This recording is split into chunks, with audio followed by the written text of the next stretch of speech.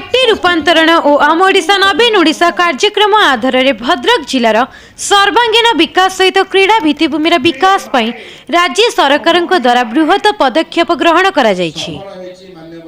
एही परिप्रेक्षी ओडिशार मुख्यमंत्री नवीन पट्टनायक कर कमल आभासी जरिया समग्र राज्य में 660 कोटी टंकार क्रीड़ा भित्तिभूमि निर्माण पर भित्ति प्रस्तर स्थापना अवसर में उत्सव पालन उपलक्षे भद्रक जिला नेहरू स्टाडियम रे जिला प्रशासन आनुकूल्य कार्यक्रम आयोजन करा जायथिला।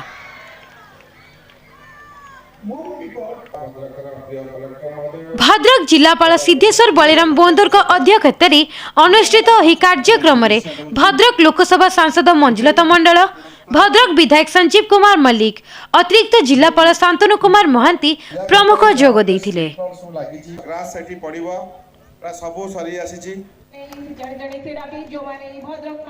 भद्रक पौरांचल अवस्थित नेहरू स्टाडियम रे फील्ड लाइट व्यवस्था, बहुमुखी जिम, क्रिकेट ग्राउंड सहित स्टाडियम उन्नतीकरण निमंते 6 कोटी 98 लाख टंका, बाघुराई ठारे इंडोर स्विमिंग पूल पई 11 कोटी 7 लाख टंकार अनुदान कार्य पई शिलान्यास करागला।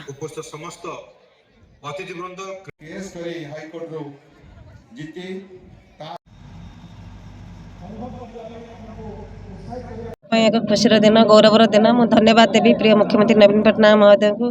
सी जो क्रीड़ा क्षेत्र में जो प्राधान्य देते भद्रक जिला को जो मैंने आम छात्र छात्री अच्छा क्रीड़ा क्षेत्र में से आज आमर जो नेहरू स्टाडियम रे जो इंडोर स्विमिंग पूल भित्ति प्रस्तर स्थापन कले भिसी मध्यम माननीय विधायक उपस्थित थे आमर जिलापाल महोदय, समस्त जिला प्रशासन एवं आमर जे छात्र छात्री अच्छा जे खेल को निजर भविष्य रूप में आज चिंता कर एक खुशी कथा आम जो नेहरू स्टाडियम जो बहुत दिन धरी यार जो उन्नतीकरण हो पार नाला से आमर 12 कोटी टंका अनुदान देती आगुरी 6 कोटी अधिक टंका अनुदान देते। यहपरी प्रिय मुख्यमंत्री कोटी कोटी टंका अनुदान देते आम भद्रक जिला को।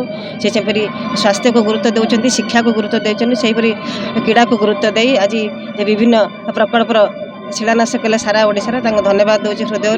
मुझे सांसद भाव में सब प्रकार सहयोग जारी रखी।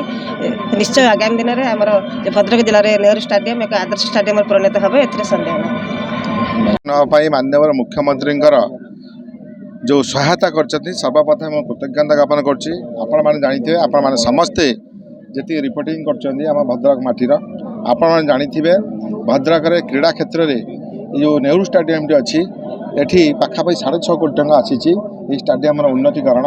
या पूर्व कौन थी आप जानते यथाशीघ्र यार उद्घाटन होगा जाऊँगी एवं ता सहित आपड़ जानी था गोटे 12 कोटी टंकार इंडोर स्टाडियम एटी सरी जामर बागुराई ठारे जहाँ को उद्घाटन अपेक्षा जो इंडोर पिला माने बैडमिंटन खेलिबे एवं ता सहित आज गोटे भित्तिप्रस्तर स्थापन दिगला 12 कोटी टंकार गोटे स्विमिंग पूल जहाँ बागुराई ठारे होची इंडोर स्विमिंग पूल। ये अंचल निहाती खुशी खबर एवं ता सहित एठी बैडमिंटन आमर गला आमर बास्केटबॉल पैसा अच्छी, भलीबॉल पैसा अच्छी। ये जो 12 कोटी टंका आगामी दिन में आहरी 2टी जिनस भद्रक को आसी जन दूसरी आडभांस गोटे नेहरू स्टाडियम आमर बागुराई ठारे गोटे 400 मीटर एथलेटिक ट्रैक सी 11 कोटी टंका पाखापाखि सेंक्शन होती। 400 एथलेटिक ट्रैक सहित जो मैंने साइक्लिंग कर भद्रक पिला भल साइक्लिंग गोल्ड पाँच से 400 मीटर साइकिल ट्रैक हम एवं ता सहित आउ गोटे महावीर पड़िया ठारे 6.5 कोटी टंका आमर फुटबॉल स्टेडियम सेंक्शन होती यथाशीघ्र ये 2टी शुभ दिज्व। तो भद्रक युवपीढ़ी माने आगामी दिन में क्रीड़ा को भविष्य भाव में करें। महोदय आज नेहरू स्टेडियम उन्नतीकरण पाखापाखि 7.5 करोड़ देइछंती। ता सहित भद्रक रे हमारा स्टेट लेवल मैचेस हेबो। ये टाइप रो इंडोर स्विमिंग पूल मध्य फाउंडेशन स्टोन आज दिया सेटा बागुराई ठारे हबो। ता सहित 4टा इंडोर जो बैडमिंटन स्टेडियम्स अच्छी सेटा मध्य ऑलमोस्ट सरीबा को आसी।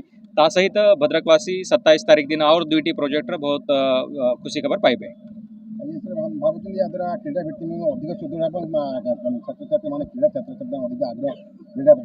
निश्चित रूपे आम सबू गेम को इन्वॉल्व करा जाउछि। अपन देखिबे क्रिकेट हो, आमर वॉलीबॉल, बैडमिंटन, बास्केटबॉल एवं एथलेटिक्स पाई मध्य ये जिते कि 4टा मेजर प्रोजेक्ट अच्छी से व्यवस्था करा जाइछि।